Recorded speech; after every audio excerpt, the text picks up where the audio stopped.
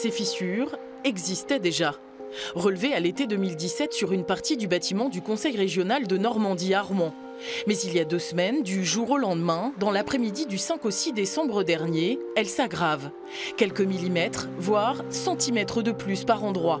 De quoi faire évacuer immédiatement les 130 agents travaillant dans le bâtiment, qui date de la fin du 19e siècle. Le soir même, ils ont dû en effet prendre leurs affaires sous le bras et quitter le bâtiment. Tous les locaux disponibles ont été un peu réquisitionnés. Ils se retrouvent un petit peu plus cirés, mais tout se passe au mieux par rapport aux agents. Les services généraux, dont le courrier, la direction pour l'aménagement du territoire, tout ce petit monde a donc été dispatché. La région a lancé des études et d'ores et déjà plusieurs pistes sont avancées.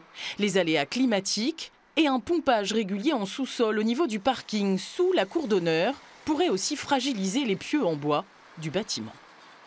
L'immeuble est construit de façon très particulière, il repose sur des pilotis forés à 17 mètres et donc de toute façon les causes des désordres sont des causes complexes qu'il faudra investiguer très en détail, probablement en creusant. Tout ça évidemment ne se fera pas du jour au lendemain. La région recherche désormais des bureaux à la location proches de son hôtel pour faciliter la vie de ses agents. Là, nous, ce qu'on va surveiller, c'est un petit peu le fait que les agents soient bien informés sur leur futur.